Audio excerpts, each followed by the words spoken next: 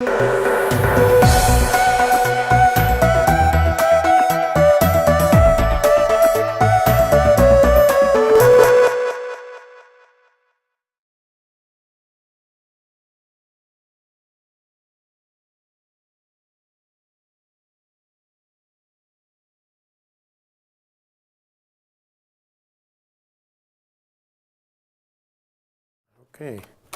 Well, thank you for mentioning the music, because I wanted to out my friend Bassam Haddad, who, in addition to his academic accomplishments, after midnight turns into the most sought-after music DJ in the tri-state area. So when Bassam and I inevitably lose our day jobs, we'll form a duo and seek our fortunes elsewhere. When people go through the past and the present, it's usually the end of a long afternoon and they're too exhausted to talk about the future or face the future. But that's a little bit about what I want to talk about today. And obviously, the future is an impossible terrain to talk about, completely unpredictable, but in a sense, nothing else matters, especially for the people of the region, especially for the young people of the region. It's looking for the future, trying to build a future, trying to understand the future, which is what concerns them in their daily life and in their political life. It's also something I experienced, myself with many colleagues. I was in Beirut during what you might call the Lebanese uprising of 2005, and then during the Arab uprisings of 2011. And many of us thought the future was being born at that point, and obviously here we are several years later, and very different things have happened. It resonated very much as I was reading through a book by Alexander Herzen called From the Other Shore, written after the European Spring of 1848, and the catastrophic failure of those sort of liberal uprisings throughout most of Europe, and the great despair that set upon European liberals during that time. And it took almost a full 100 years after 1848 for an actual political transition towards some kind of democratic order to take place. And that sort of resonates very much for me.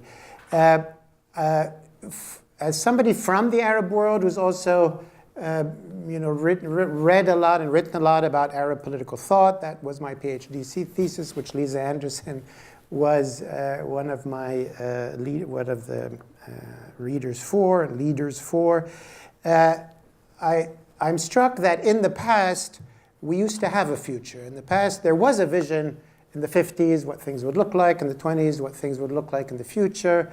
Arab nationalists had a version of the future. Arab socialists had a vision. Certainly political Islamists have had a vision of the future. And that having a vision, having some understanding, and having a plan of where one wants to go is not only important in terms of mobilizing support and mobilizing action, but also in actually trying to put together policies to get somewhere.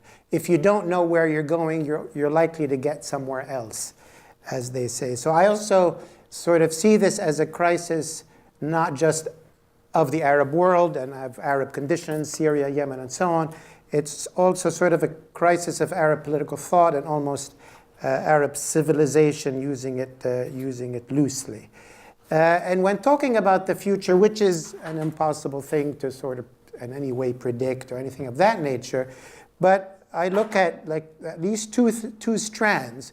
One is trying to understand what are the trends, as Peter was saying, that are impacting the years and maybe the decades ahead. What are the forces?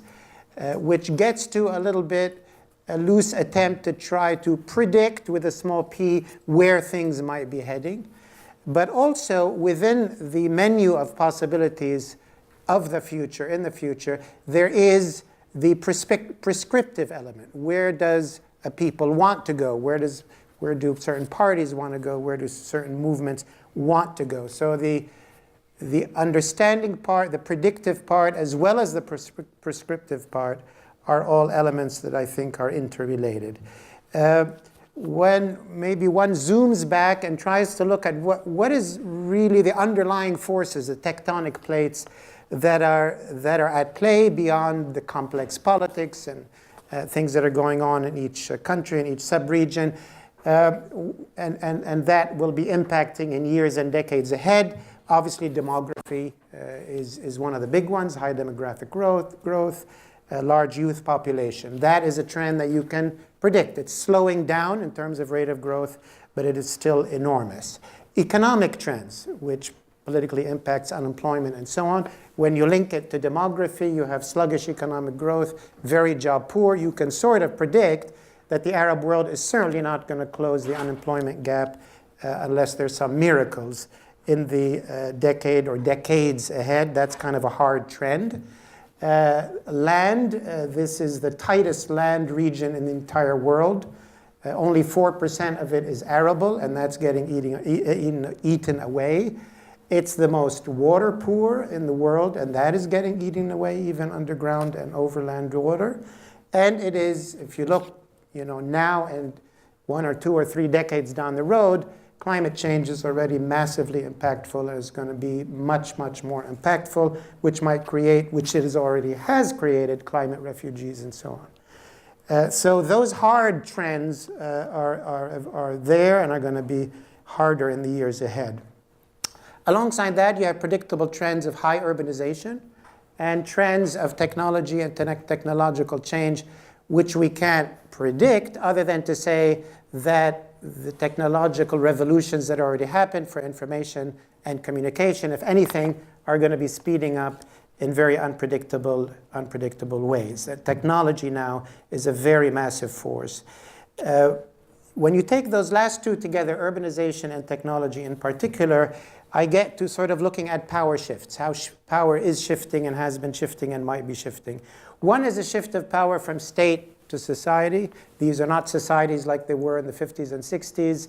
The amount of information, amount of ability to mobilize, that sort of challenge has created a great power shift. Now, there are some states, as is mentioned, from China to others who are trying to redress that balance. Also, I would say a shift of power from society to the individual, and in the sense that the individual now has access to information, self-education, or choosing who he wants to or she wants to, where the information is to come from. Individual empowerment might lead to joining ISIS, might lead to joining a women's movement, might lead to many different things, but the individual is much more empowered than they were before, and that creates a lot of effects. A shift of power from men to women, and the women's empowerment, which we see developing different ways in different countries. Also a massive backlash against women's empowerment in various parts of the region. That I see as an inexorable trend. And a shift of power from older generations to younger ones. All of these I see as sort of long-term trends that are extremely disruptive.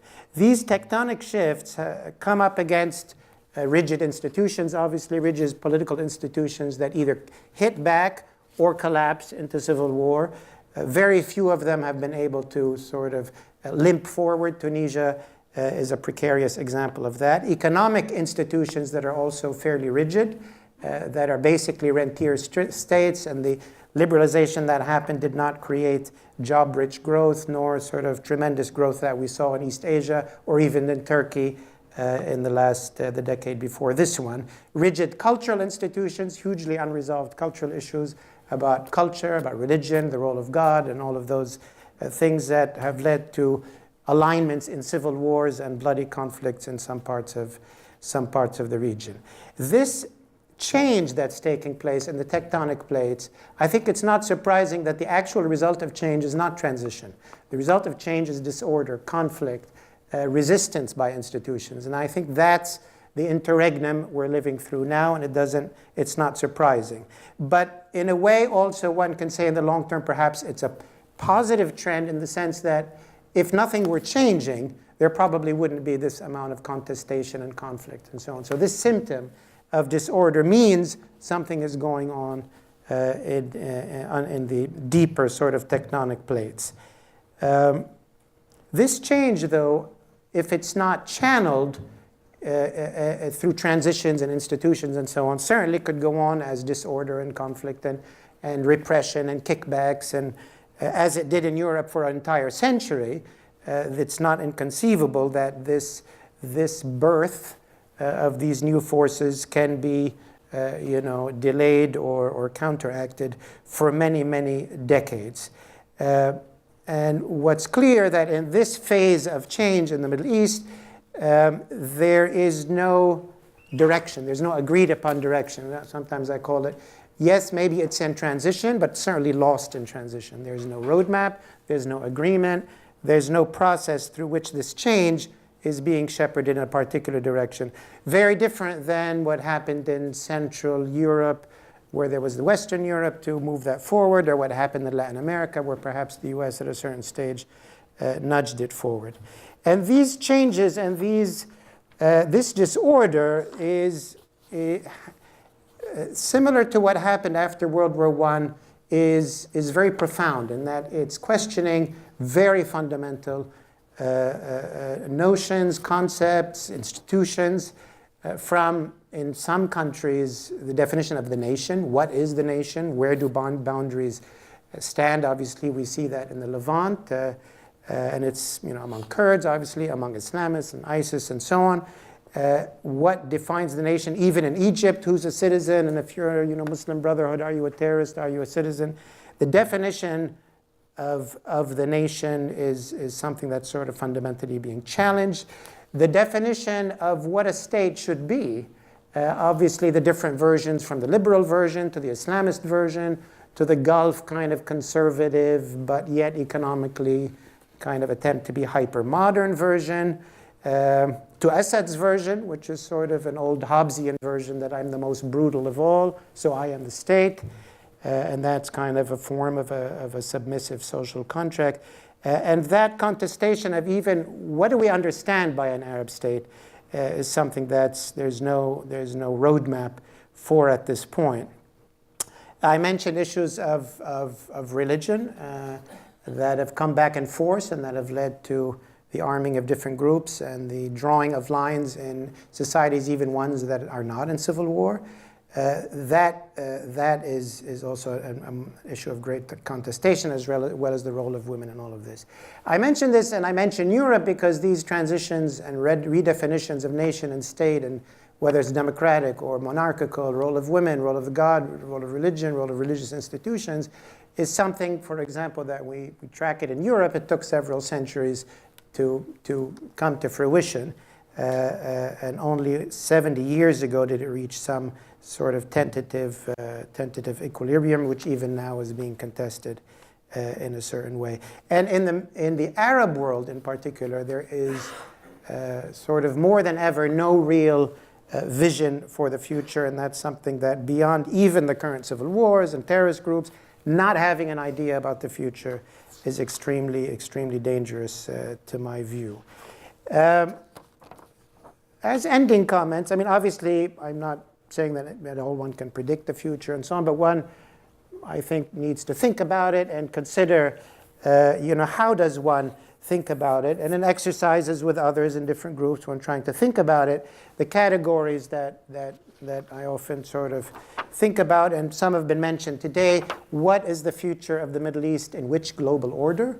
For a while in the US, the Middle East went through a Turkish period, before World War I, through a French, British colonial period, then through sort of the Cold War, then an American period, and now we're going towards a contested global order, whether China will be rising, as Jack was mentioning earlier today. Russia is resurgent. Is it a global order, or is it simply a global competition? Where will the Middle East fit in that is a question of multiple futures. How will that evolve?